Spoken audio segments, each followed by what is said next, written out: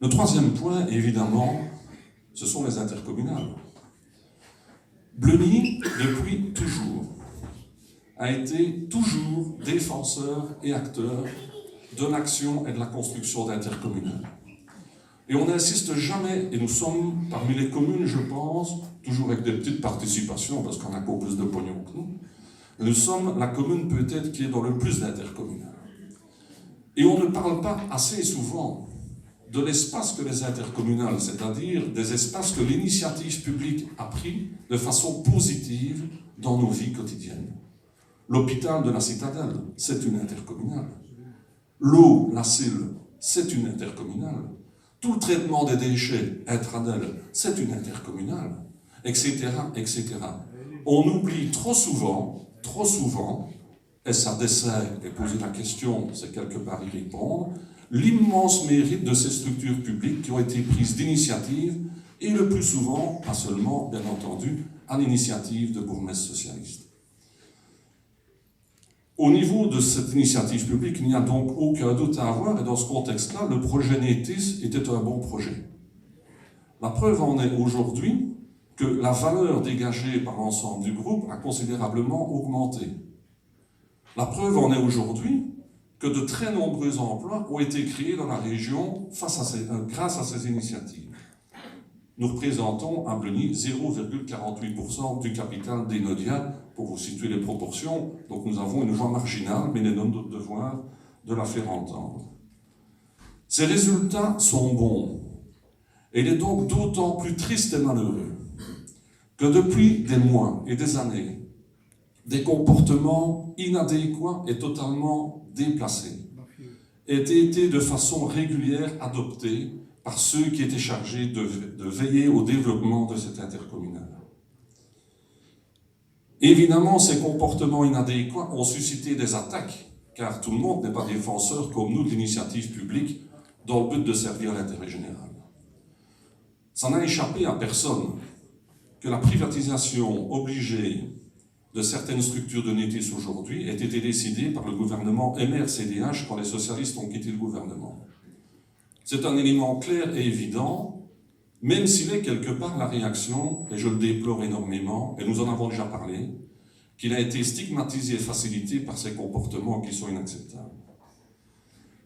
Le mandat qui a été donné par ce gouvernement à Enodia est de dire « vous devez vendre ». Vous devez vendre à tout prix. Ce qui, notons-le quand même, est beaucoup plus large que ce qui avait été recommandé par le Parlement wallon, qui recommandait d'adapter le périmètre de l'activité et, si des cessions devaient avoir lieu, de céder à des organismes publics. Il y a une grosse variation, évidemment, entre céder à des organismes publics et maintenir des outils dans l'initiative publique, même s'ils dépassent le cadre liégeois, et privatiser, je vais dire, à tout prix, et peut-être dans ces conditions-là, à bas prix. Nous sommes évidemment, comme tout le monde, comme vous tous, nous apprenons par la presse quasiment tous les jours quelque chose de neuf. Tout cela se fait dans une grande émotion, comme toujours, et l'émotion n'est pas bonne conseillère, parce que les enjeux ici sont importants. Ils sont importants en termes économiques, ils sont importants en termes d'emploi, et au niveau du Parti socialiste, nous veillerons toujours à défendre les entreprises, à défendre les modèles performants et à défendre les emplois, qu'on ne vienne surtout pas nous accuser demain par lâcheté et hypocrisie que c'est le Parti socialiste qui menace le développement industriel dans la région liégeoise. Mais aujourd'hui, une commune comme Bleuny, que doit-elle faire? Ne rien faire? Pas question. Ce que nous voulons faire surtout, aujourd'hui, c'est voir clair et demander à nos représentants dans les assemblées générales, dans les conseils d'administration, de nous informer sur la réalité exacte de la situation. De façon à, lorsque nous serons complètement informés, et pas uniquement sur base de rumeurs, dont malheureusement toute une série se confirme, mais d'être bien informés avant de décider. La deuxième règle à laquelle nous nous attacherons, c'est de faire en sorte que les procédures soient respectées, non seulement dans la loi, mais aussi dans l'éthique, terme qu'on nous a souvent balancé à la figure, mais que j'ose utiliser aujourd'hui aussi. Il est inacceptable que ceux qui sont chargés de veiller à une entreprise soit à la fois acheteur et vendeur de structures. C'est une limite qu'on ne peut pas dépasser. Il est inacceptable que quand on met en vente des outils publics, on ne mette pas en concurrence pour obtenir le juste prix. Tous ces éléments n'ont qu'un effet. C'est à nouveau jeter le discrédit sur l'initiative publique et tout ce qui l'entoure. Ce seront les balises de notre raisonnement. Et pour faire ça sans émotion, nous avons pris l'initiative de contacter toute une série d'autres communes, non pas pour être agressifs, mais pour s'informer.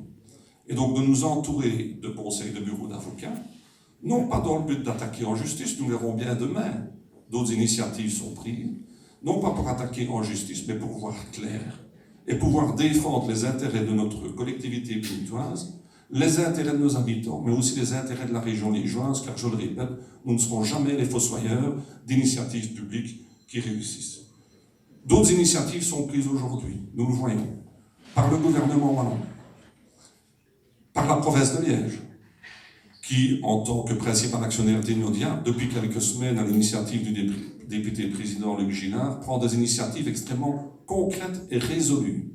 Par la ville de Liège, qui, pas plus tard que hier ou avant-hier, je ne sais plus, a pris au niveau de son collège une décision demandant aux formations politiques, PSMR, de demander la suspension actuelle des prises de décision au sein d'Enodia pour justement, non pas annuler quoi que ce soit, mais voir clair en tant que tel. Nous ne faiblirons pas dans cet objectif qui est difficile, mais les enjeux sont trop importants et, je le répète, au-delà de notre village. Et si notre village peut, malgré sa taille, jouer un rôle marginal, nous le jouerons en tant que tel pour que les choses se déroulent, comme je l'ai dit, dans le respect des procédures, dans la clarté et dans le respect de l'intérêt général et pas des intérêts particuliers de certains.